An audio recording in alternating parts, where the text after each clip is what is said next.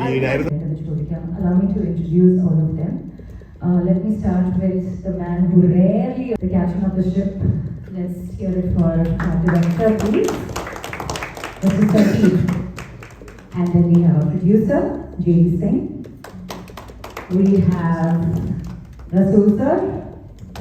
And of course there's Kishore, there is Kalesh, Merin. At the back we have Aryan, we have Gargi, and we have Grishma, we have Revati, and of course we have Suraj.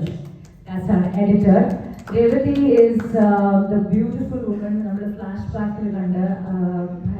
the gorgeous woman. She is Revati and our editor. So, please go on. We are here. The floor is open for you. So, let's start. And of course, Ashwati.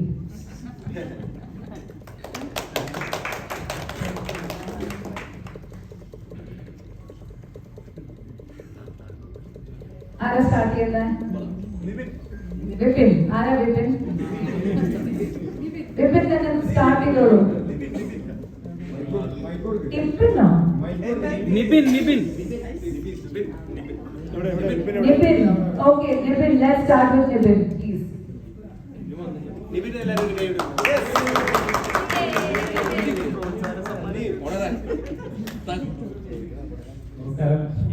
First of all, cinema cinema. ഇങ്ങനൊരു genre first എനിക്ക് തോന്നുന്നു ഇന്ത്യയിൽ ആദ്യമായിട്ടായിരിക്കും ഇങ്ങനെ ഒരു പാനോരമ museum genre വരുന്നത്. അതിപ്പം ഏറ്റവും തിയേറ്റർ എക്സ്പീരിയൻസ് ഉള്ള സൗണ്ട് എല്ലാം ഒപ്പത്തിനൊപ്പം എത്ര നാളത്തെ എഫേർട്ടാണ് ഇങ്ങനൊരു ജോണർ ചെയ്ത് ഇങ്ങനൊരു എഫേർട്ട് ഇങ്ങനെ സിനിമ ചെയ്യാമെന്ന് തോന്നുന്നുണ്ടായിരുന്നു ഡയറക്ടറാണ്.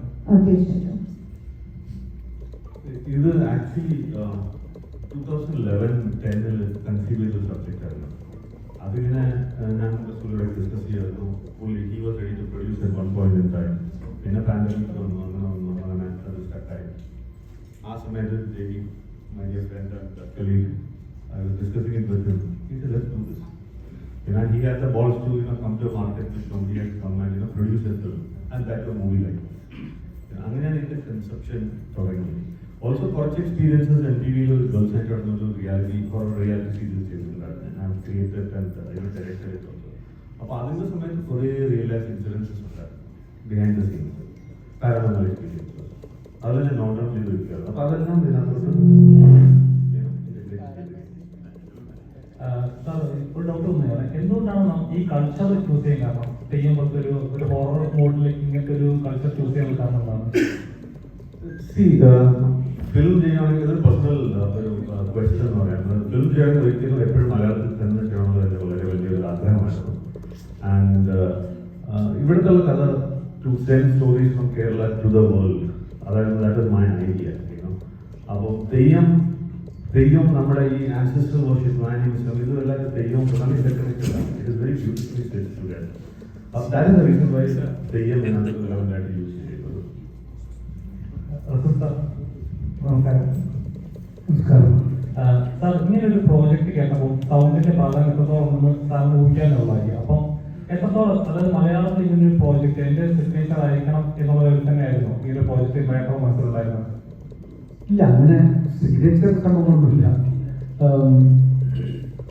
ബേസിക്കലി നമ്മളൊരു ഈ ജോണറിൽ ഒരു സിനിമ ചെയ്യുമ്പോൾ ഈ ശബ്ദമൊക്കെ ഒറ്റയൊക്കെ ആൾക്കാരെ പ്രേരിപ്പിക്കുന്ന പരിപാടി അത് വേണ്ട എന്ന് ഞാൻ ഒരു ബേസിക് ഡിസൈൻ കൺസെപ്റ്റിൽ അങ്ങനെ വേണ്ട എന്ന് തന്നെ തീരുമാനിച്ചിട്ട്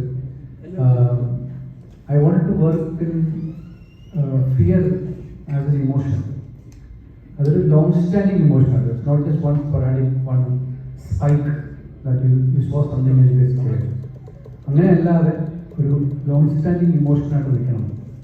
അത് ഫിയർ നമുക്ക് എല്ലാവർക്കും എപ്പോഴും ഫിയർ ഉണ്ട്. ഇപ്പം parents are fear, they are scared about the children going ആസ്ട്രേ.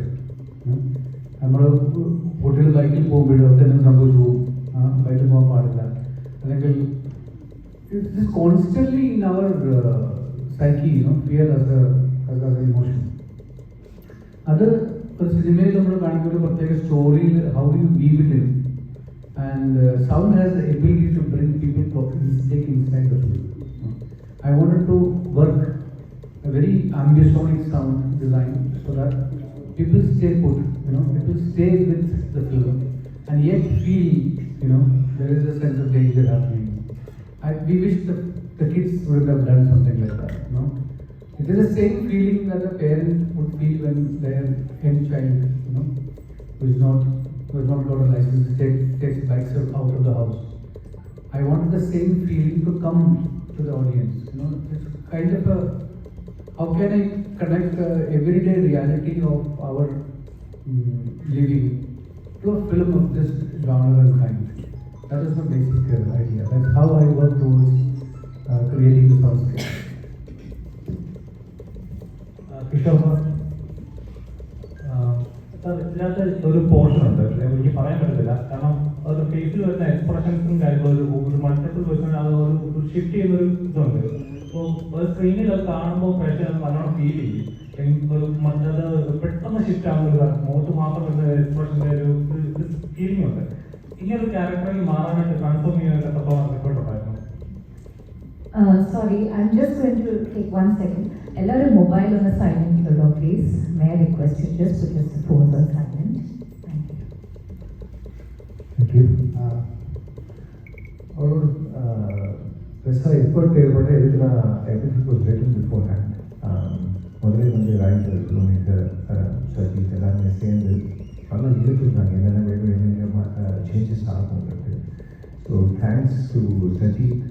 அந்த ப்ராசஸ் ரொம்ப ஈஸியாக can you do something challenging like this in single shot அதுவும் பண்ணுறது எல்லாமே புரிய வைக்கிறோன்ற போது ஸோ அந்த ease of communicating from the director actually helps. That's how it helps.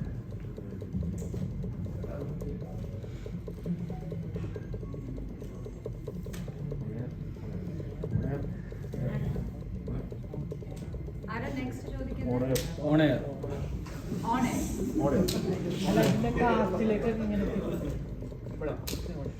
കാസ്റ്റിലേക്ക് എങ്ങനെ എത്തിപ്പെട്ടു? ഇപ്പോൾ കിഷോർ സാറായാലും ബാക്കിയുള്ള റസൂൽ സാറായാലും അവരിലേക്കൊക്കെ എങ്ങനെ എത്തിപ്പെട്ടു?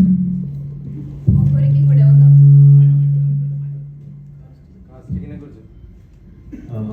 See, Rasool is another I know him, we are family. You know him, he is my cousin.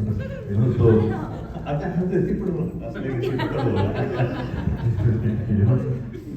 and we are like family, so like I said, we are nepo cousins, so വടക്ക് ഞങ്ങളുടെ family ഗ്രൂപ്പാണ്. family group, so he was always there to take advice, support for everything. In terms of cast, ഇപ്പോൾ ആരെയും മനസ്സിൽ ഉദ്ദേശിച്ചല്ലായിരുന്നു ഞാൻ ഉദ്ദേശിച്ചിട്ട് എഴുതി തുടങ്ങിയത്. ഞങ്ങൾ കഥാപാത്രം ഉണ്ടായിരുന്നു മനസ്സിൽ. ഞങ്ങൾ അതിനുശേഷം അതിനൊന്ന് ഫ്ലഷും ബോൺസും എല്ലാം വന്നതോടുകൂടി ഇവർ discussing who all we do we talk. അങ്ങനെ ഇതിൻ്റെ നമ്മൾ executive producer one day sitting with us suggested Kishore sir's name, and I immediately said we're meeting with him, told him the story, and he said, I thought you will make me do 3-4 rounds of narration. We have done all we start shooting. And then we cast like it. Then everything else was easy. All of them, one by one everything fell in place from there. ഇത് complete ഒരു പരീക്ഷണ ചിത്രമാണ്. അപ്പോൾ ഇതിന്റെ thread എവിടുന്നായിരുന്നു? ആദ്യത്തെ thread ഇങ്ങനെ ചെയ്യാനൊരു idea വന്നിട്ടുള്ളത്? ഇത് കംപ്ലീറ്റ് ഒരു എക്സ്പെരിമെന്റൽ മൂവിയാണ്. അപ്പോൾ ഇതിന്റെ ഫസ്റ്റ് ത്രെഡ് എവിടുന്നായിരുന്നു? ഇതിങ്ങനെ ചെയ്യാനൊരു ഐഡിയ, ഫസ്റ്റ് തോട്ട്? ഇപ്പം നമ്മളിപ്പോൾ റിയാലിറ്റി ഷോ നോക്കുവാണെങ്കിൽ ഇപ്പം നമ്മുടെ ലോകത്ത് നടക്കുന്ന എല്ലാം ഒരു reality company all the world stage all the people are played by somebody else, അങ്ങനെ ഒരു സംഭവമാണ് നടക്കുന്നത്. ഇപ്പോൾ ബിഗ് ബോസ് നോക്കിയാൽ ബിഗ് ബോസിൻ്റെ പീപ്പിൾ ആൾക്കാർക്ക് addiction people look at all those things everything control by somebody. You can see elements of authoritarianism in these things. അപ്പോൾ ആ ഒരു തരത്തിൽ നിന്നാണ് ആ റിയാലിറ്റി ഷോയുടെ കൺസെപ്റ്റ് പ്രൊഡക്റ്റ് ചെയ്യുന്നത്. അപ്പോൾ അതിനകത്ത് ഇപ്പോൾ പാരനോർമൽ സ്റ്റോറീസ് ചെയ്യാനും ഗോസ്റ്റ്ലി വിഷൻസ് ചെയ്യാനും one of the best mediums hidden camera treatment അല്ലെങ്കിൽ സെക്യൂരിറ്റി ക്യാമറയിൽ കാണുന്ന വിഷ്വൽസ് നമ്മൾ യൂട്യൂബിൽ പോയി നോക്കി കാണാൻ കഴിയും. എന്താ പറയുക, ഗോസ്റ്റ് ഫോട്ടോ ക്യാമറ എന്നൊക്കെ പറഞ്ഞിട്ട് സെക്യൂരിറ്റി ക്യാമറയിലുള്ള ഗോസ്റ്റ്ലി ഇമേജസ്. അപ്പോൾ അത് ആൾക്കാരുടെ മനസ്സിൽ കിടക്കുന്നുണ്ട്. അപ്പോൾ അങ്ങനെയാണ് ആ ഒരു നെഗറ്റീവിലെത്തിയത്. പ്ലസ് ഞാൻ നേരത്തെ പറഞ്ഞതുപോലെ ഞാൻ MTV ഗേൾസിനായിട്ട് ഒരു ഹൊറർ റിയാലിറ്റി സീരീസ് ചെയ്യുന്ന സമയത്ത് ഇതേ ട്രീറ്റ്മെന്റാണ് അതിനകത്ത് യൂസ് ചെയ്യുന്നത്. So I had successfully attempted it and it was successful then. So it was very easy for me to adapt it to this format. Then everything just took off from there. Nibin.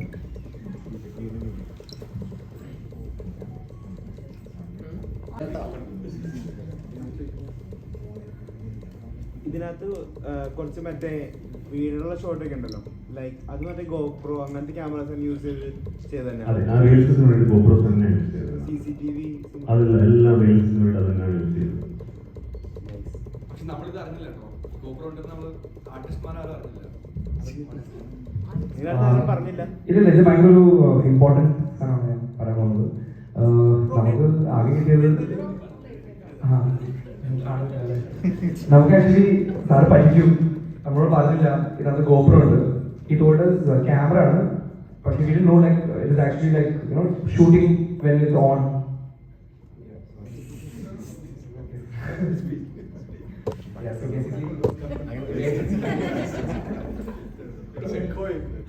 So basically നമ്മൾ അവിടെ camera ഉണ്ട് നമ്മൾ അറിയില്ല, നമ്മൾ shoot ചെയ്തു.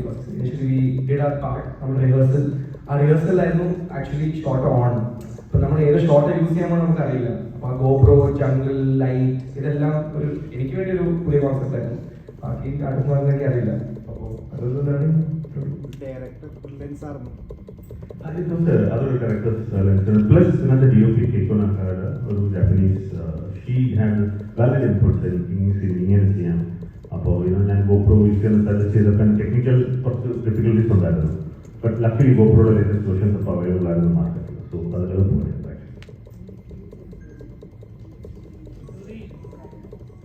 മലയാളത്തിൽ ചെയ്യുന്ന സിനിമകൾ നോക്കുമ്പോൾ വളരെ സെലക്റ്റീവായിട്ട് ചെയ്യുന്ന പോലെ തോന്നുന്നുണ്ട്. അതുകൊണ്ടാണോ അങ്ങനെയാണോ ക്യാരക്ടേഴ്സ് എനിക്ക് ഡെപ്തുള്ള ക്യാരക്ടേഴ്സ് മതി എന്ന് തോന്നുന്നതാണോ മലയാളത്തിൽ കുറച്ചുകൂടി ചിത്രം മാത്രമേ?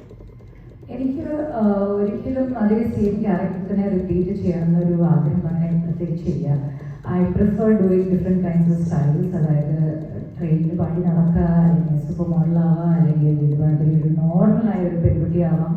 സോ ഐ എൻജോയ്, അതൊരു എക്സ്പ്ലോറേഷൻ ഞാൻ അധികം എൻജോയ് ചെയ്യുന്നതാണ്. കിസ്മത്തൊക്കെ ചെയ്തതിന് ശേഷം അതുപോലെ തന്നെ 2-3 ക്യാരക്ടേഴ്സ് തന്നെ എനിക്ക് ഓഫർ ചെയ്തു. പക്ഷേ അതിൻ്റെ ഇടയ്ക്ക് കുമാരി എന്നൊരു പടം വന്നിട്ടുണ്ടായിരുന്നു. So that was also completely different. പിന്നെ അതിന് ശേഷം വടക്കൻ കിട്ടി. അപ്പോൾ ഐ പ്രിഫർ, അതാണ് ഒരു രസം, ഒരു എൻജോയ് ചെയ്തൊരു വേറൊരു ക്യാരക്ടറായി മാറുന്നത്.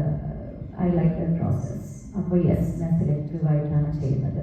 പിന്നെ അത്രയും ഓഫേഴ്സ് തന്നെ കുറച്ച് ഓഫേഴ്സ് വരും, അതൊന്നും ഞാൻ സെലക്ട് ചെയ്യും. So yeah.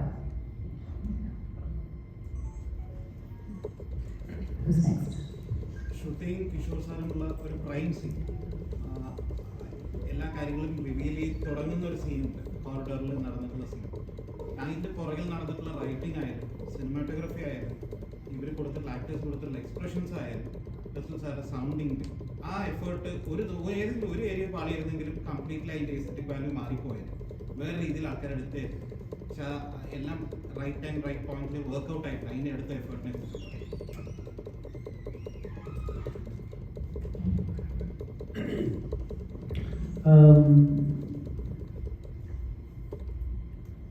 അത് ഈ സൂപ്പർ നാച്ചുറൽ പൊസസീവ് എങ്ങനെ സൗണ്ട് ചേഞ്ച് ചെയ്യും, അതെങ്ങനെ നമുക്കത് ഒരു അൺനാച്ചുറൽ ഇതാക്കാം. അത് ഞാൻ കുറച്ച് AI ഉപയോഗിച്ചിട്ടുണ്ട്. കുറേ AI പ്ലഗിൻസ് ഞാൻ ഉപയോഗിച്ചിട്ടാണ് ആ ഒരു വോക്കൽ ക്രിയേറ്റ് ചെയ്തത്. You feel a man inside A woman, so that it sort of justifies the story. I wanted that ഒന്ന് ഒറ്റയടിക്ക് കേൾക്കുകയാണെങ്കിൽ മൾട്ടിപ്പിൾ ലേയേഴ്സ് അതിനകത്തുള്ളതാണ്. There are various layers of sounds that I have put together, including animals. Plus, just the vocal processing is done through an AI-based platform. So it creates, sometimes you feel like a snake, sometimes you feel very monstrous, sometimes you feel very selective, you know. So as per the expression keeps changing, I have to draw lines to create, you know, a scene essence പോകാതെ എന്നാൽ നമുക്ക് sound ഭയങ്കര ഓവർപവറിങ് ആകാതെ ആ essence പോകാതെ നിലനിർത്തുക. ഓരോ മൊമെൻറ്റിലും ഓരോരോ എലിമെൻറ്റ്സ് ആയിട്ട് കാണിക്കുക. നമുക്ക് പ്രത്യേകിച്ച് ഇങ്ങനെ റിസർച്ച് ചെയ്യുമ്പോൾ അതും ആഡം ആൻഡ് ഈവ് ആ ഒരു concept, suddenly the snake comes in, In certain sections, I made her feel like palm in the sea current. You make the voice sounds like that. So it's been, it's very, very carefully crafted like that. That's probably that scene comes across very, I think it's in the right note. It's actually എല്ലാവരും ഒരുമിച്ച് on set. This was sort of caused all this after the shooting. In the shooting സമയത്ത് Sajeev sir, കേക്കോ മാം, കിഷോർ, ഉണ്ണിച്ചേട്ടൻ, ഞങ്ങൾ ഒരുമിച്ച് ഇരുന്നിട്ട് Sajeev sir എന്നോട് പറഞ്ഞു because I was carrying that starting bit. അങ്ങനെ മേഘ പ്രോസസ്സായിട്ട് വന്നിരിക്കുന്ന ഒരു സമയമാണ്. അപ്പോൾ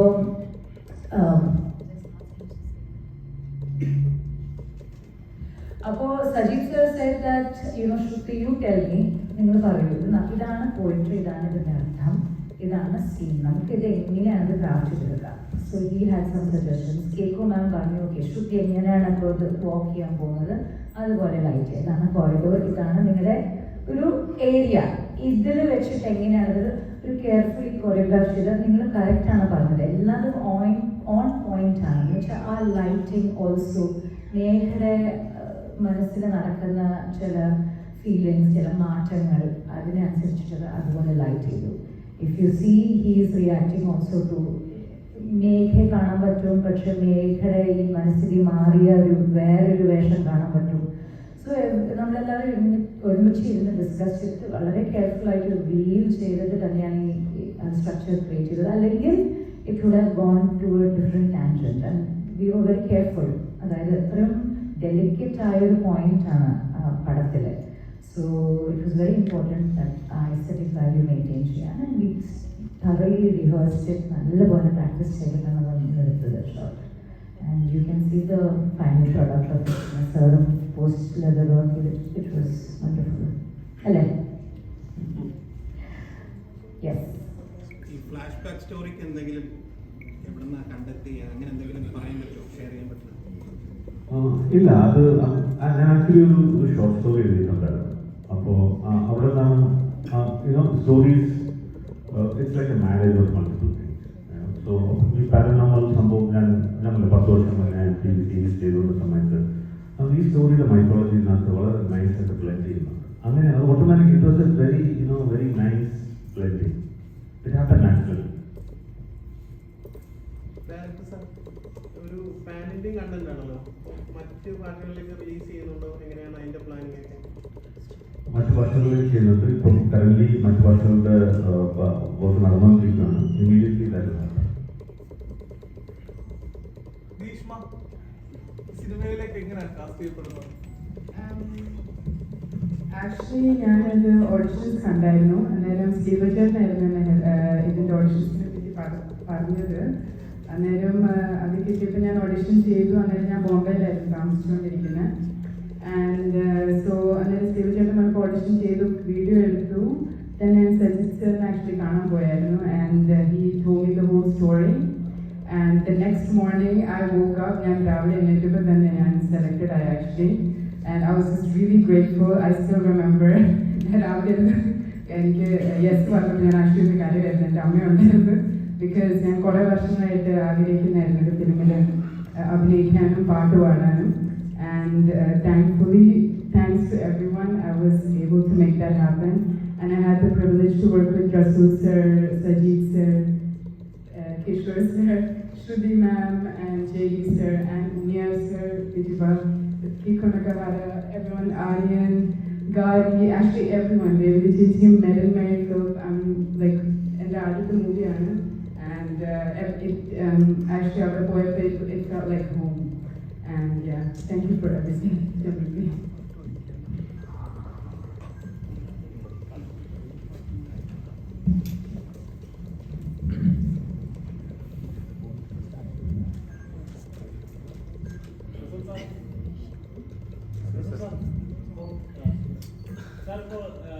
സാർ പല ഇൻഡസ്ട്രിയിൽ വർക്ക് ചെയ്തിട്ടുള്ളതാണ്.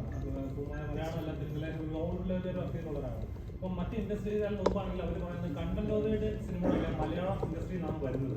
ഒരു റെഫറൻസ് എടുക്കുകയാണെങ്കിൽ അവർ മലയാളം ഇൻഡസ്ട്രിയാണ് റെഫർ ചെയ്യുന്നത് പറയുന്നത്. ബട്ട് കളക്ഷൻ റെക്കോർഡുകളോ അങ്ങനത്തെ കാര്യങ്ങളൊക്കെ നോക്കുമ്പോൾ മറ്റ് ഇൻഡസ്ട്രിയിലാണ് മുമ്പിൽ നിൽക്കുന്നത്, മലയാളം പുറകിലാണ്. എന്തുകൊണ്ടാണ് അങ്ങനെ സംഭവിക്കുന്നത്? ഒരു ടെക്നീഷ്യൻ എന്ന ലെവലിൽ അങ്ങനെയല്ല. കളക്ഷനിൽ ലാസ്റ്റ് ഇയറിൽ if you take a record Malayalam cinema has done outstandingly well.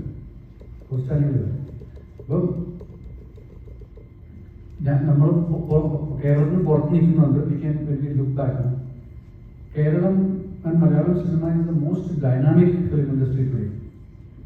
Like I remember somebody asked JD, why has he made a film like, why did he, as a Bombay production house, only in നാട്ടിൽ വന്ന് ഒരു Malayalam cinema ചെയ്തു? The answer to that was very, very interesting. He said, no, I see the best of technicians working in Bombay Indian cinema are Malayalis, most of them. And world standard content is coming from Malayalam cinema. So I want to do a film. I want to make a film. This is the best way to make a film.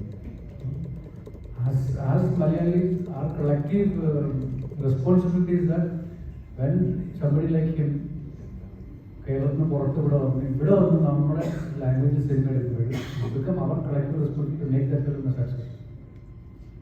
And I think to make production a success is our collective responsibility.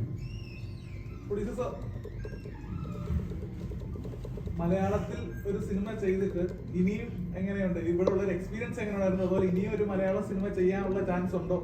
മലയാളത്തിൽ വീണ്ടും invest ചെയ്യാൻ? I think my experience has been fantastic. And like what Vasisha said, the best part was the professionalism and the quality of work which came out of it, and like you all see. And at Orchid Studios, our vision when we started off, this is our debut film on the studio side, was that we want to make a film which can travel the globe. And this film has traveled the globe and won awards across all big continents. That we were able to achieve here. My next project, I think this was also a sizable project in terms of the budget which was allocated on the film. We are looking forward to crossing the 100 crore barrier, if I were to say that. We are ready to make more films here. We want to make bigger films here. I think, like what Rasul said, I think audiences will love Vadakan. The Vadakan 2 will come, and that will be a bigger, grander one. And there will be more to come. That's what we are thinking at the studio end. I think JD has bigger plans. JD has bigger plans for Malayalam cinema. He is coming in a big way. It is just the beginning, baby step. Please encourage him. Go buy tickets. He'll watch the theaters. Harish, എങ്ങനെ ഉണ്ടായിരുന്നു രാത്രിയിലെ അനുഭവങ്ങളൊക്കെ? വളരെ വിശദമായ ചോദ്യം. അല്ല, ഇതിന്റെ maximum shoot രാത്രിയിലായിരുന്നു. So അതുകൊണ്ട് തന്നെ നമ്മൾ ഇപ്പൊ നേരത്തെ ആരെയും പറഞ്ഞ പോലെ നമുക്ക് തന്നിരുന്ന ടോർച്ചിലെല്ലാം ക്യാമറ ഫിറ്റ് ചെയ്തിട്ടുണ്ടായിരുന്നു. പക്ഷെ നമുക്കത് അറിയില്ലായിരുന്നു ആദ്യത്തെ ദിവസങ്ങളിലെല്ലാം. നമ്മൾ ടോർച്ച് കൊണ്ടുപോകുന്ന സ്ഥലത്തൊക്കെ ക്യാമറ ആക്ച്വലി അതെല്ലാം കാണുന്നുണ്ട്. നമ്മളൊന്ന് താഴെ വീണ് കഴിഞ്ഞാൽ നമ്മുടെ കേക്കു നഖാര, നമ്മുടെ DOP പുള്ളിക്കാരി പറയും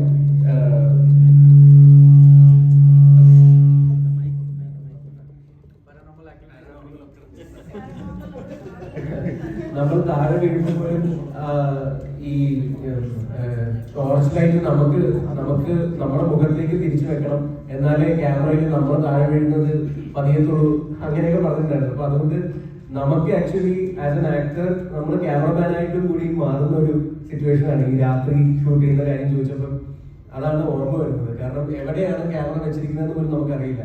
ചില മരത്തിന്റെ മുകളിലും പിന്നെ വേറെ ഏതൊക്കെയോ കോർണറിലും ഒക്കെയാണ് ക്യാമറ ഫിറ്റ് ചെയ്തിരിക്കുന്നത്. അപ്പൊ നമ്മൾക്ക് ആസ് എൻ ആക്ടർ നമ്മളെപ്പോഴും ഒരു ക്യാമറയ്ക്കാണ് നമ്മൾ റിയാക്ട് ചെയ്യുന്നത്. You are reacting to a camera, you want to be camera favouring. അതൊന്നും ഇല്ല ഇവിടെ. നിങ്ങൾ ആ സിറ്റുവേഷനിൽ എങ്ങനെ റിയാക്ട് ചെയ്യുമോ അത് റിയാക്ട് ചെയ്തോളൂ, ഞങ്ങൾ പിടിച്ചോളാം എവിടെന്നെങ്കിലും എന്നുള്ള രീതിയിലായിരുന്നു. അപ്പൊ അതുകൊണ്ട് as an actor it was A very new experience. രാത്രി ഷൂട്ടിന്റെ കാര്യം ചോദിച്ചുകൊണ്ട് പറഞ്ഞത് ഈ സെൽവയിന്നും അതേപോലെ തന്നെ ഇന്ദ്രധനുഷിനും എത്രത്തോളം വ്യത്യാസമാണ് ഈ നാരായണൻ? നിങ്ങൾ പടം കണ്ടില്ലേ? സെൽവയെ പോലെയല്ല, ഇന്ദ്രധനുഷിനെ പോലെയുമല്ല. നാരായണൻ കംപ്ലീറ്റ്ലി ഡിഫറെന്റ് ആണ്. നാരായണൻ എന്താ പറയണ്ട, ഒരു ഈ ആവശ്യമില്ലാതെ തന്നേടിയാണെന്ന് കാണിക്കുന്ന അഹങ്കാരിയായിട്ടുള്ള അത്യാവശ്യം കോഴിയായ കണ്ടാലിട്ടർ കൊടുക്കണം തോന്നുന്ന പോലത്തെ ഒരു ക്യാരക്ടറാണ്. അപ്പൊ അത്രയും വെറുപ്പിക്കലാണ് നാരായണൻ. അപ്പൊ അതങ്ങനെ തന്നെ ചെയ്യാം എന്നുള്ളതാണ്. സെൽവയെ പോലെ കണ്ടാൽ അയ്യോ എന്ത് നല്ല മനുഷ്യനല്ലേ എന്ന് തോന്നരുത്. അപ്പൊ അത് ഒരു നടനെന്ന നിലയിൽ നമുക്ക് അങ്ങനത്തെ ക്യാരക്ടർ കിട്ടുമ്പോഴേ നമുക്കത് ആ ഒരു അത് പ്രൂവ് ചെയ്യാൻ പറ്റുള്ളൂ. നമുക്ക് അങ്ങനെ ഓപ്പർച്യൂണിറ്റി കിട്ടണം. അതിന് സജിതിക്കൊക്കെയാണ് താങ്ക്സ് പറയുന്നത്. അങ്ങനെ ഒരു ഓപ്പർച്യൂണിറ്റി കിട്ടി. അല്ലാതെ നമ്മൾ ടൈം കാസ്റ്റ് ആയി പോയി എല്ലാ ക്യാരക്ടറും സെൽവയെ പോലെ എല്ലാ ക്യാരക്ടറും നന്മപരമായിട്ട് ചെയ്തിട്ട് കാര്യമില്ല. അപ്പൊ അതുകൊണ്ട് thanks. Guys, unfortunately, Rasool sir and Kishore sir ഇപ്പോൾ എയർപോർട്ടിലേക്ക് പോകാൻ ഇപ്പോൾ late ആവാണ്. They have to catch a flight. അപ്പോൾ ഇവർക്ക് എന്തെങ്കിലും questions ഉണ്ടെങ്കിൽ please ask them and then we'll continue.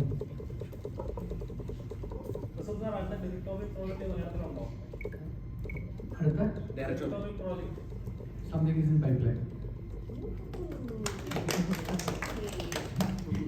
സാറിന് ഏറ്റവും കൂടുതൽ ഹൈ തന്ന മൊമെന്റ്സ് ഏതായിരുന്നു? ഏറ്റവും കൂടുതൽ ഹൈ തന്ന ഒരു മൊമെന്റ് ഏതായിരുന്നു? ഒരു portion High moment. I think for me it is the last 5 minutes of the film, because it's also you don't generally find in a movie like this, generally thrillers or any kind of film that borders between a thriller and a ghost story. You don't get to explore, someone is going through a redemption in his life. So that part of the film to me is my personal favorite. So the last 5 minutes is really, really nice and goes in the water. Actually the whole how the film began, the whole painting comes back and story of the afterlife and everything. For me, watch that going reverse. And I like the name of the water also. But so many things that are very I don't want to take the name, but very Nolan-esque in that sense. Hello. Kishore sir, വേറൊരു പടത്തിനെ കുറിച്ചാണ്. കൂലിയിലുണ്ടെന്ന് കേട്ടിട്ടുണ്ടായിരുന്നു. ഇനി update കൂലിയിൽ some type of error or wrong reporting or something. I'm not there. Wikipedia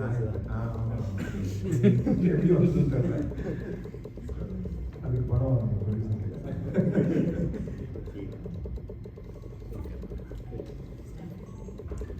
Any questions for the questions ഉണ്ടോ? Kishore sir dual character അല്ലേ? അച്ഛാ sir ഒരു group photo എല്ലാവരും എടുക്കണം before you leave. Sir മുന്നിൽ ബാക്കിൽ ഇരിക്കുന്നവർ മാത്രം പൊങ്ങിയ എടാ അവിടെ നിന്നാ മതി. ആര് അവിടെ നിന്നാ മതി. കല്യാണ ഫോട്ടോ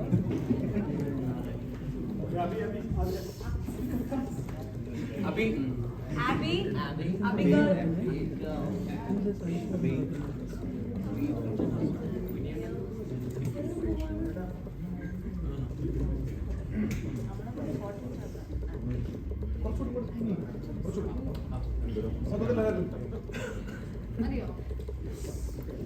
ഇതിനകത്തേക്ക് നോക്കൂ. ഇതിനെന്താ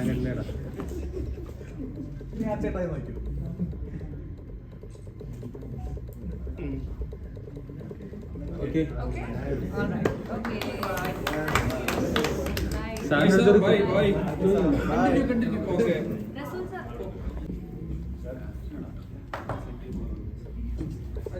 Rasool sir, take care.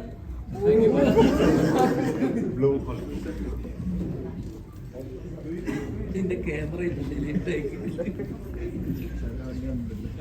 എല്ലാം നമുക്ക് കണ്ടിന്യൂ ചെയ്യാം. All right, we have next question.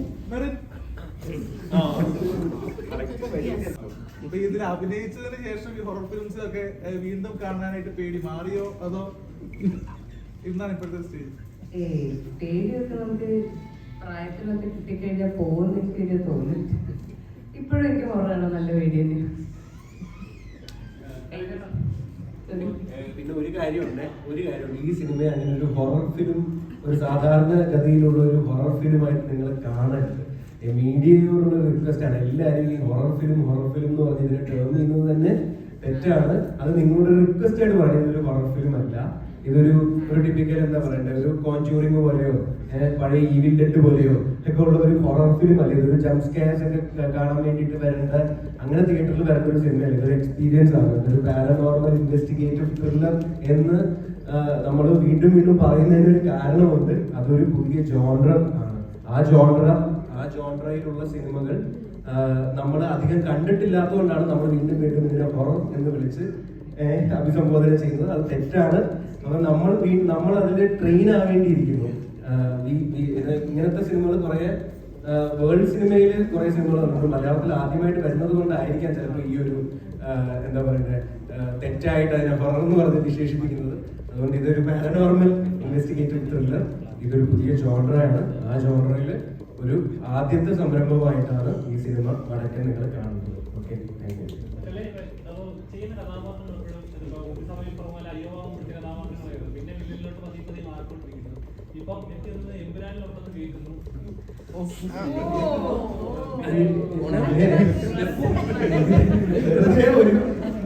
ഒരു ക്ലിക്ക് ബൈറ്റിന് വേണ്ടിയിട്ടുള്ള ചോദ്യം പോലെ ആയിപ്പോയി.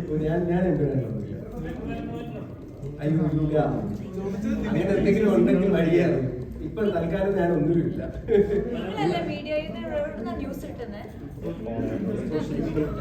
ഉണ്ടായിരുന്നില്ല, ഞാൻ ആഗ്രഹിക്കുന്നു. ഇപ്പൊ അടുത്തത് സത്യത്തില് ഉർവശി ചേച്ചി പ്രൊഡ്യൂസ് ചെയ്യുന്ന ഒരു സിനിമയാണ്. അത് ഒരു കോമഡി ഡ്രാമയാണ്. ഇപ്പൊ നേരത്തെ പറഞ്ഞ പോലെ ഇതുവരെ മറ്റേ ഈ നന്മമരം കളിച്ചു, പിന്നീട് വില്ലൻ കളിച്ചു, ഇപ്പൊ നെക്സ്റ്റ് ഒരു full out and out comedy ഡ്രാമയാണ്. അത് ഉർവശി ചേച്ചി പ്രൊഡ്യൂസ് ചെയ്യുന്ന പടമാണ്. ചേച്ചിയും ഞാനുമാണ് ത്രൂ ഔട്ട് അതിനകത്ത് ലീഡ് റോൾ ചെയ്തിരിക്കുന്നത്. അത് മറ്റൊരു അവസരത്തിൽ അതിനകത്ത് നമുക്ക് സംസാരിക്കാം.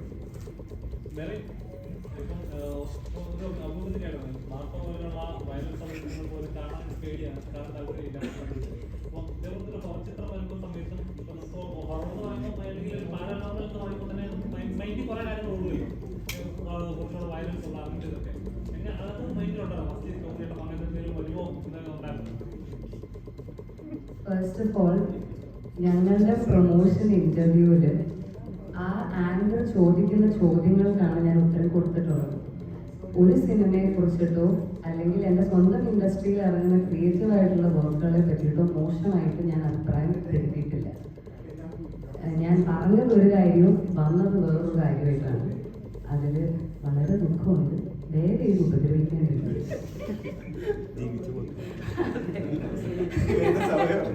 നല്ല സിനിമകളൊക്കെ വന്ന് ജീവിതം ഒന്ന് സന്തോഷമായി വരുമ്പോൾ ഞങ്ങളൊക്കെ സപ്പോർട്ട് ചെയ്യേണ്ടത് നിങ്ങൾ തന്നെ ഞങ്ങൾ താഴെ ഇടാൻ നോക്കുന്നത്. ഒന്നുകൂടെ ആ ക്വസ്റ്റ്യൻ ഒന്ന് പറയൂ. Like what you really wanted to no.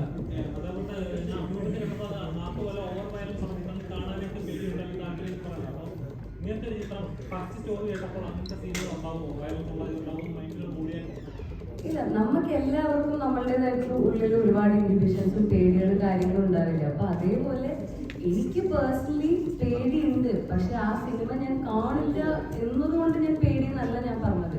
എനിക്ക് ഭയങ്കര ഇഷ്ടമാണ് കാണാൻ.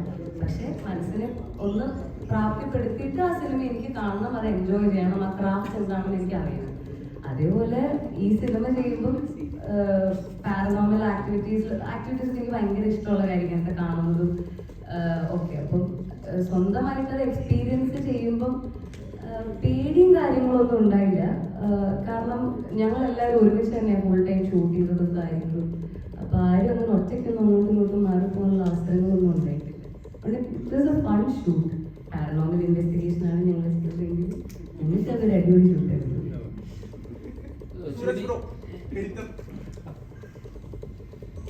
തലവൻ, കിഷ്കിന്താകാന്ഡം പോലുള്ള സിനിമകളുടെ എഡിറ്ററാണല്ലോ. അപ്പോൾ ഈ ഒരു സിനിമയ്ക്ക് ടോർച്ചിൽ ക്യാമറ, ഗോപ്രോ ആയിട്ട് ക്യാമറ, വേറെ അവിടെ ഇവിടെ കൂടെ 10-16 ക്യാമറ ഉപയോഗിച്ചു എന്നൊക്കെ പറഞ്ഞു.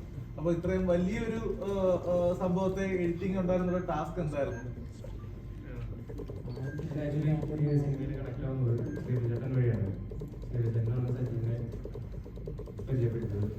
സജീദ് വന്ന് കഥ പറഞ്ഞു. അപ്പോൾ കഥ കേട്ടപ്പോൾ നമുക്ക് ഈ പറഞ്ഞ മലയാള ജനസം കാണാത്ത ടൈപ്പ് സ്ക്രിപ്റ്റ് ഗെയിമോ അല്ലെങ്കിൽ അപ്പോൾ ചെയ്യാമെന്ന് തീരുമാനിച്ചു. അത് കഴിഞ്ഞ് ഷൂട്ട് തുടങ്ങി കണ്ടന്റ് വന്നപ്പോഴാണ് എനിക്ക് മനസ്സിലായത് ശ്രീവിജയത്തിന് എന്തിനാണ് എന്നെ കണക്ട് ചെയ്തതെന്നുള്ളത്. അതായത് ഞാൻ കഴിഞ്ഞൊരു 5-6 വർഷം വനിതാ ഫിലിം അവാർഡ് ചെയ്തിട്ടുണ്ടായിരുന്നു. അപ്പോൾ വനിതാ ഫിലിം അവാർഡിന് ഏകദേശം ഇതുപോലെയാണ്, ഏകദേശം ഒരു 10-15 ക്യാമറ ഉണ്ടാവും അറ്റ് എ ടൈം. അപ്പോൾ ആ ഒരു എക്സ്പീരിയൻസ് ഉള്ളത് കൊണ്ടാണെന്ന് തോന്നുന്നു ശ്രീവിജയനെ പരിചയപ്പെടുത്തിയത്. എൻ്റെ രണ്ടാമത്തെ ടാസ്ക് എന്ന് പറയുന്നത് സജീദ് എഡിറ്ററാണ്. സജീദ് എഡിറ്റിലെല്ലാം എഡിറ്ററായിരുന്നു. അപ്പോൾ ഒരു എഡിറ്ററുടെ കൂടെ എങ്ങനെ വർക്ക് ചെയ്യുമെന്നുള്ളൊരു ടെൻഷൻ ഉണ്ടായിരുന്നു. പക്ഷെ തുടങ്ങി കഴിഞ്ഞപ്പോൾ എനിക്ക് മനസ്സിലായി, അതായത് ഒരു എഡിറ്ററുടെ കൂടെ എഡിറ്റ് ചെയ്യാനാണ് ഏറ്റവും സുഖം. കാരണം നമ്മളെന്താ ചെയ്യാൻ പോകണമെന്നുള്ളത് കൃത്യമായിട്ട് അറിയാം. ആദ്യമേ തന്നെ പ്ലാനുകളുണ്ട്. അപ്പോൾ എന്നെ സംബന്ധിച്ച് വളരെ ഈസി ആയിരുന്നു. ഞങ്ങൾ കുറച്ചധികം കാലം എന്താ പറയുക വർക്ക് ചെയ്തു. അതിൻ്റെ ഇടയിൽ ഈ പറഞ്ഞൊരു തലവൻ ചിന്തകളൊക്കെ സംഭവിച്ചു. എന്തായാലും എല്ലാവരും തിയേറ്ററിൽ തന്നെ കാണാൻ ശ്രമിക്കുക. ഗാർഗി എങ്ങനെ ഉണ്ടായിരുന്നു ഇവരുടെ കൂടെയുള്ള ഒരു ബോണ്ടിങ് ഒക്കെ?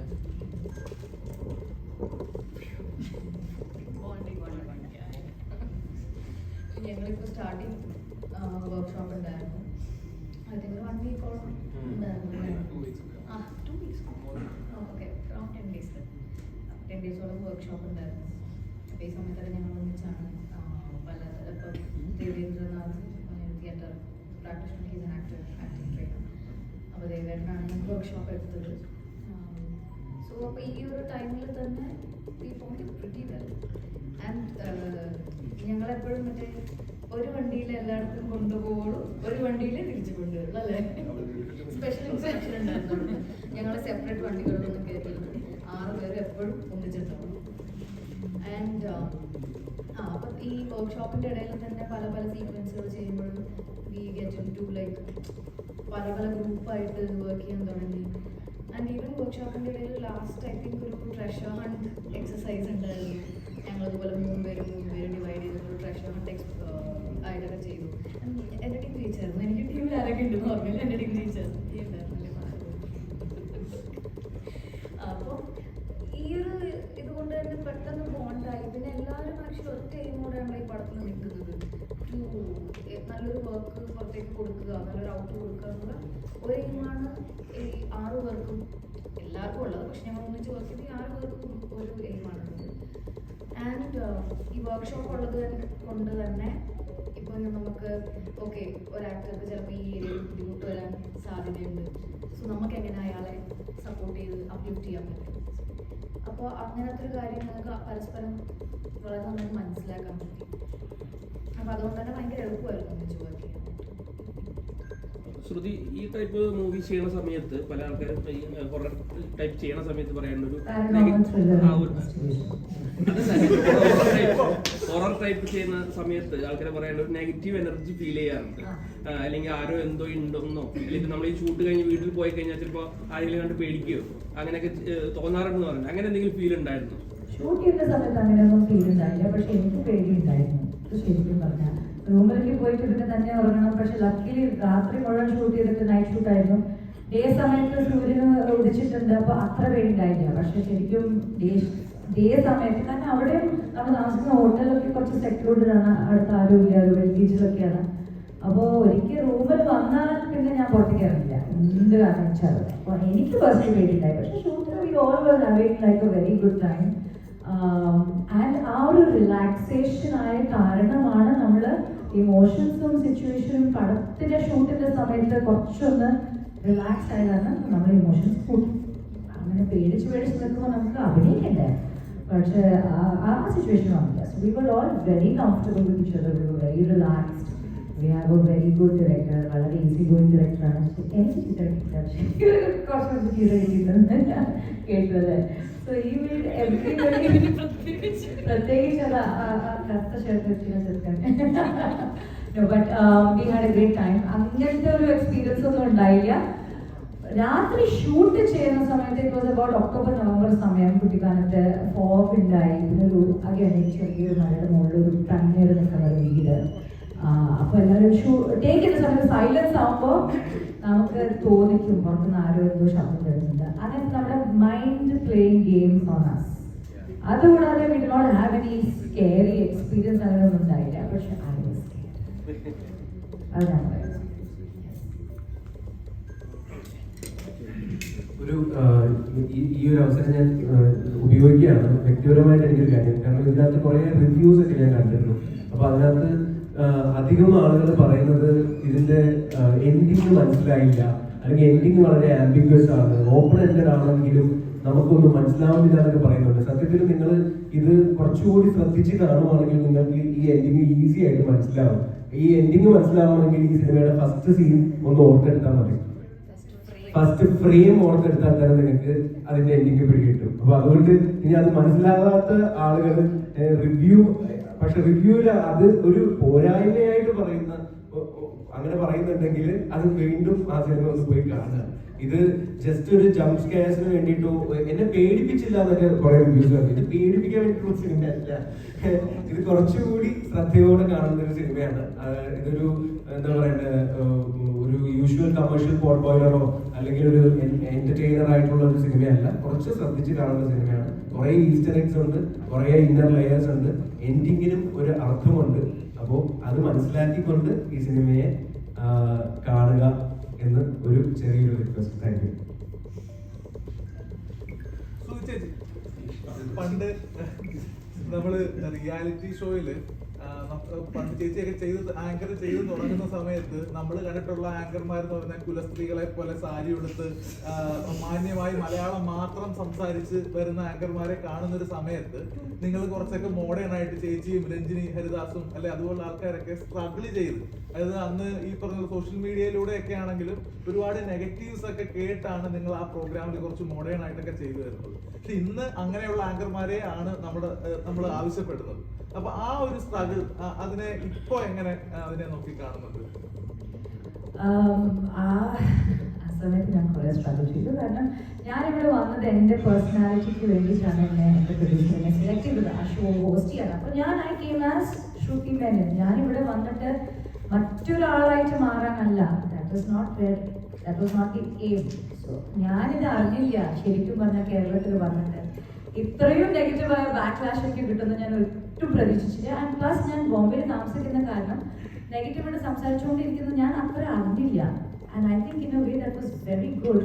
കാരണം അത് മനസ്സിൽ തട്ടിയാൽ പിന്നെ നമ്മുടെ കോൺഫിഡൻസ് ബൂം എല്ലാം പോകും. പക്ഷെ നേരെ മറിച്ച് ഇവിടെ വരുന്ന ഷൂട്ട് ചെയ്യുന്ന സമയത്ത് കുറെ പ്രയാസിച്ചിട്ടുണ്ട് ആൾക്കാർ, കുറെ നെഗറ്റീവായിട്ട് കിട്ടിയിട്ടുണ്ട്. പക്ഷെ ഷൂട്ടിന് കണ്ടിട്ട് കൂടിയിട്ട് അങ്ങനത്തെ പിന്നെ ലാംഗ്വേജിൽ അത്ര ബലമുണ്ടായിരുന്നില്ല ആ സമയത്ത്. സോ പക്ഷേ ഇതൊക്കെ I think this is what makes builds your character.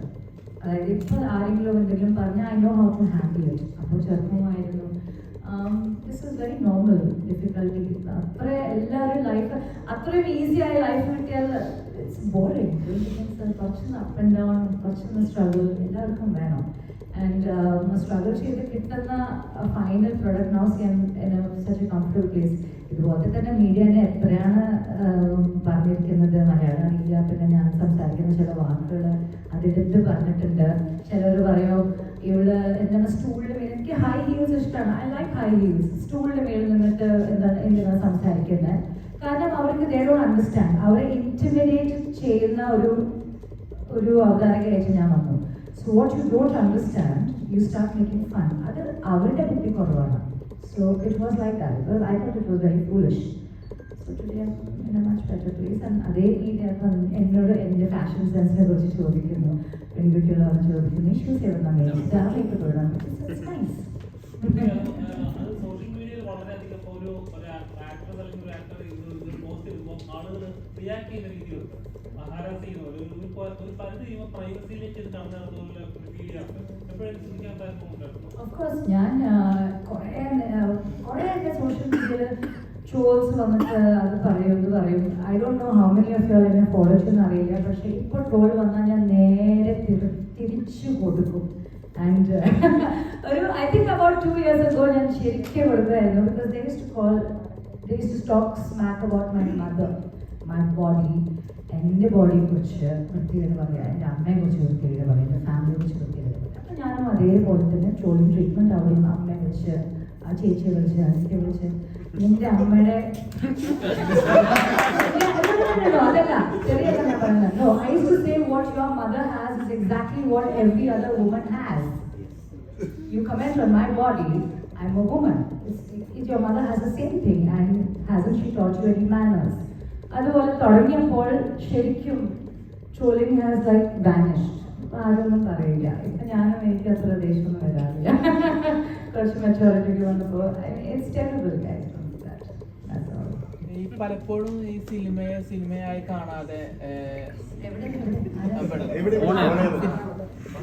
പലപ്പോഴും സിനിമയായി കാണാതെ ഈ OTT റിലീസായതിനു ശേഷം അതിന്റെ പോർഷൻസ് ഇട്ടിട്ട് കണ്ടന്റിന് വേണ്ടി മാത്രമായിട്ട് ട്രോൾ ചെയ്യുന്ന കുറെ പ്രണത മലയാളത്തിൽ തന്നെ കുറെ ആൾക്കാർ ചെയ്യുന്നുണ്ട്. അല്ലെങ്കിൽ സോഷ്യൽ മീഡിയയിൽ തന്നെ ടാർഗറ്റ് ചെയ്യുന്ന ഇപ്പോൾ റീസെന്റ് ആയിട്ട് ഇപ്പോൾ ബിരിയാണിയുടെ അങ്ങനെ വന്നിട്ടുണ്ട്. അതേപോലത്തെ കുറച്ച് പോർഷൻസ് ഇതിലും വന്നിട്ടുണ്ട്. പക്ഷെ അത് സിനിമയുടെ കണ്ടന്റ് ആണ്, ആ പോർഷൻ സിനിമക്ക് ആവശ്യമുള്ളതാണെന്ന് രീതിയിൽ ചിന്തിക്കാതെ പക്ഷെ ഇത് ചെയ്തിട്ടുണ്ട്.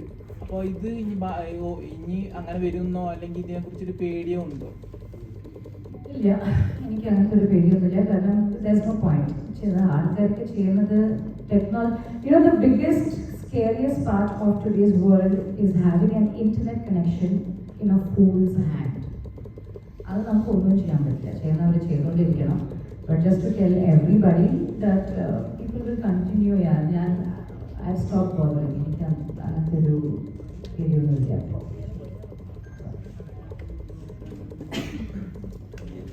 Hello ma'am, how was your experience?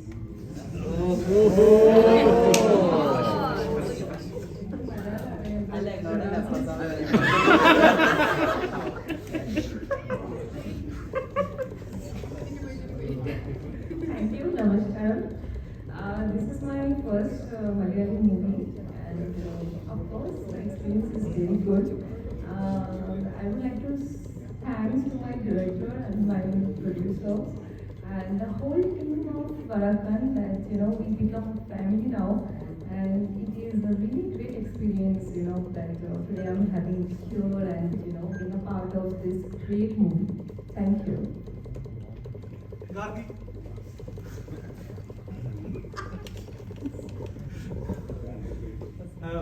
ഇതിലൊരു റിയാലിറ്റി ഷോ പോലൊരു പ്രോഗ്രാം ആണ് ഫിലിമിന്റെ ചെയ്തെടുത്തേക്കുന്നത്. അതും 6 പേർക്കും പ്രത്യേകിച്ച് ഒരു കമാൻഡും ഇല്ലാതെ, കമാൻഡ് പറയാതെ നിങ്ങളെ തന്നെ നിങ്ങളായിട്ട് വിട്ടായിരുന്നു ഇതിന്റെ ഷൂട്ടിംഗ് ചെയ്യുന്നതെന്നൊക്കെ ഇങ്ങനെ പല ഇന്റർവ്യൂസിലൊക്കെ പറഞ്ഞു കേട്ടു. അപ്പൊ എങ്ങനെയാണ് നിങ്ങളെ ഡയറക്ടർ അല്ലെങ്കിൽ ഇതിന്റെ ക്രൂ നിങ്ങളെ മോൾഡ് ചെയ്തെടുത്തത് എങ്ങനെയായിരുന്നു? പ്രത്യേകിച്ച് സ്വന്തമായി തന്നെ ചെയ്യുക എന്നൊരു സംഭവത്തിലേക്ക് എത്തിച്ചത് എങ്ങനെയാണ്? കഥയുണ്ടല്ലോ, അപ്പൊ അത് നേരത്തെ പറയുന്നുണ്ട്. കട്ടുകൾ ഇടയ്ക്കിടയ്ക്ക് ഇല്ലാന്നേ ഉള്ളൂ. ആൻഡ് ഇപ്പോൾ ഞങ്ങളായി തന്നെ എന്ന് പറയാൻ പറ്റില്ല. ഈ വർക്ക്ഷോപ്പ് ഉണ്ടായിരുന്നു പറഞ്ഞല്ലോ, ആ സമയത്ത് നമ്മുടെ ക്യാരക്ടറെ മോൾഡ് ചെയ്തിട്ടുണ്ട്. അതിനുള്ള എന്ത് തരത്തിലാണ് ഇത് വേണ്ടത് എന്നൊക്കെയുള്ള കാര്യം കൃത്യമായി പറഞ്ഞു തന്നിട്ടുണ്ട്.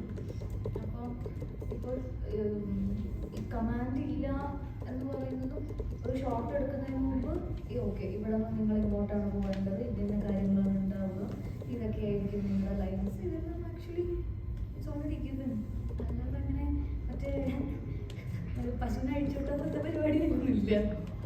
ഓക്കെ, അപ്പം എല്ലായിടത്തും പോകുന്നു. നമുക്ക് എക്സാക്റ്റ് ഒരു പൊസിഷനോ അല്ലെങ്കിൽ ക്യാമറ എവിടെ ഉണ്ടെന്നോ ഒന്നും അറിയില്ല. നമ്മളെവിടെ പോയാലും അത് റെക്കോർഡ് ആയിരിക്കും എന്ന് നമുക്കറിയാം. ബിക്കോസ് ഐ തിങ്ക് ഒരു 17 ക്യാമറയോളം ആ ബംഗ്ലോറിൽ എല്ലായിടത്തും ഉണ്ടായിരുന്നു. പുറത്തും ക്യാമറാസ് ഉണ്ട്. അപ്പം നമ്മൾ എവിടെ എന്ത് പോയാലും എല്ലായിടത്തും ഈ ക്യാമറ ഉണ്ട്. നമുക്ക് എവിടെ വേണമെങ്കിലും പോകാനുള്ള ഫ്രീഡം ഉണ്ട്. പക്ഷെ എന്നാലും ഈ റൂമിൽ ഈ റൂമിലായിരിക്കും, ഇവിടെ നിന്ന് എവിടെയായിരിക്കും, ഇവിടെ നിന്ന് അവിടെ ആയിരിക്കും. It's okay. തിയേറ്റർ ആർട്ടിസ്റ്റാണ്. അപ്പം ശരിക്കും പറഞ്ഞാൽ സിനിമകളൊക്കെ കുറച്ചുകൂടെ അഡ്വാൻസ്ഡ് ആയിക്കൊണ്ടിരിക്കുകയാണ്. ഡിജിറ്റൽ മീഡിയ OTT അങ്ങനെ വളർന്നുകൊണ്ടിരിക്കുകയാണ്. അപ്പം തിയേറ്റർ അല്ലെങ്കിൽ നാടകങ്ങൾക്ക് അതിനുള്ള പ്രാധാന്യങ്ങൾക്ക് എപ്പോഴും കിട്ടാറില്ല, ശ്രദ്ധിക്കപ്പെടാറില്ല. വിശ്വസിക്കുന്നുണ്ടോ?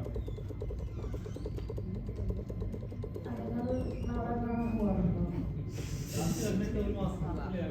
ഞാനിവിടെ സ്റ്റുഡിയോയിൽ നമ്മുടെ സ്റ്റുഡിയോയിലുള്ള നാടകം വിളിച്ചത് നോക്കാം. ഓക്കെ, എത്ര നാടകം മൊത്തം കണ്ടിട്ടുണ്ട്?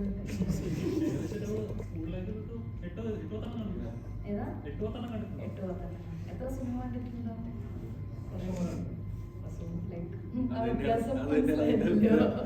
അതുണ്ട്. കാര്യം എനിക്ക് തോന്നുന്നു നമ്മുടെ കൾച്ചറിൽ നാടകം ഉണ്ടായി വരുന്നത് ഒരു പ്രൊട്ടസ്റ്റിന്റെ ഒക്കെ ഭാഗമായിട്ടാണ്.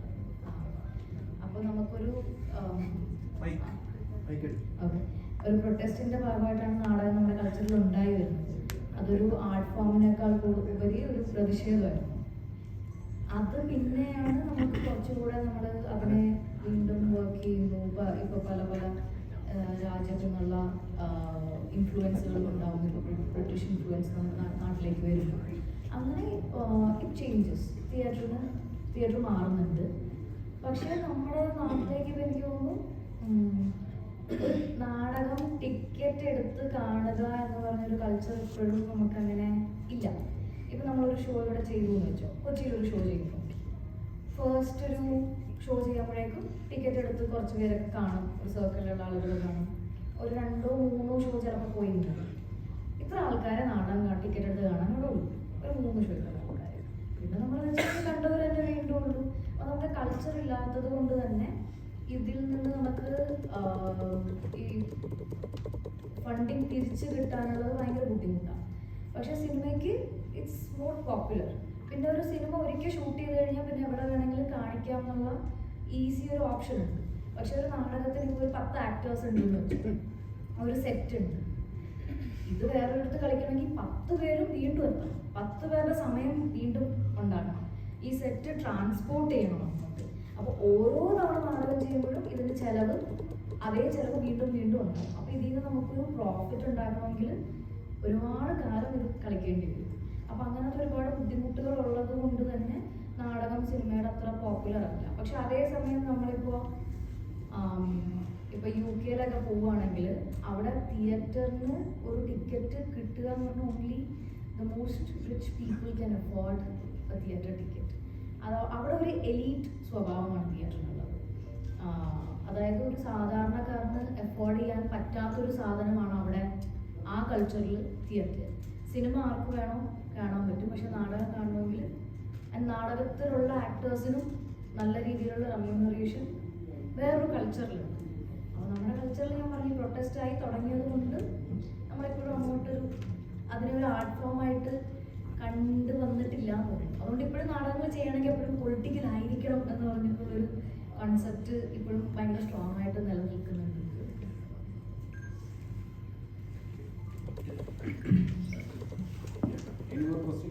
ഒരു ലാസ്റ്റ് കലേഷ്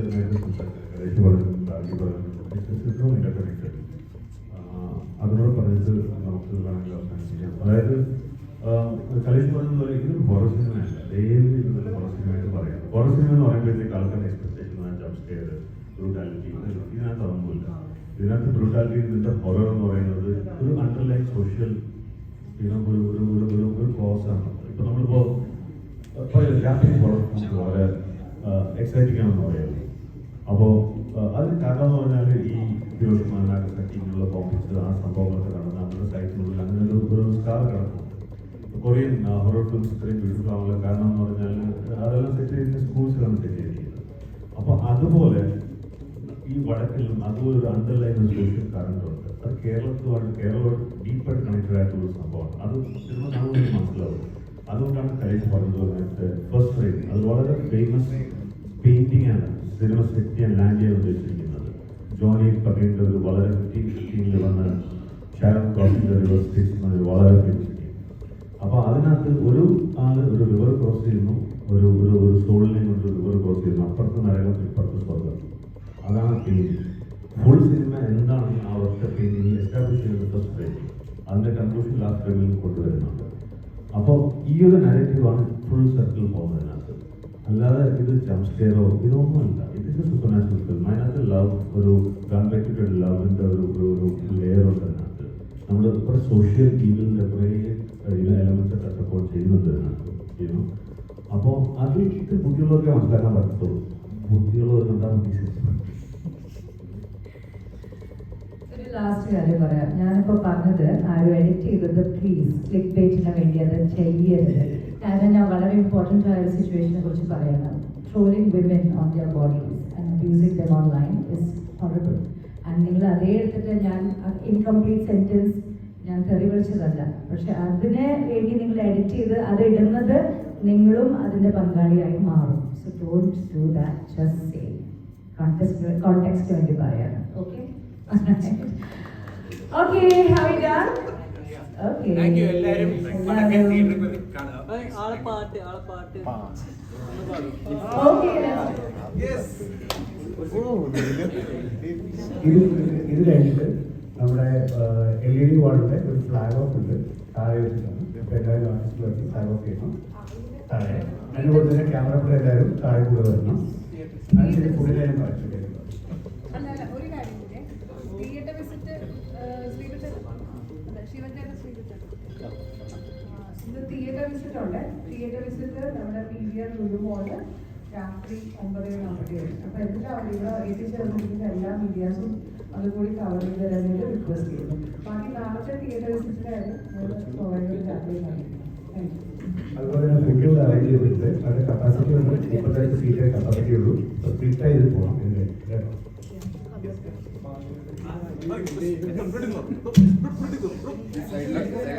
വടക്കൻ മൂവിലെ തന്നെ പാട്ടാണ് മയത്ര. MC കൂപ്പർ ആയിട്ടുള്ള വിശ്വാസാണ് പ്രൊഡ്യൂസ് ചെയ്യുന്നത്. കൂട്ടം തെറ്റിമാറാതെ റൂട്ട് ഞെട്ടി നിൽക്കാതെ ഓട്ടം വെച്ച് പാസാക്ക് ബ്രോസ്കി പെട്ടുപോയാൽ ചോരയും നീറുമൂറ്റും ഈ കോസ്റ്റുകൾ പോസ്റ്റുമോട്ടത്തിന് ബാക്കി വെക്കില്ല ബോഡി.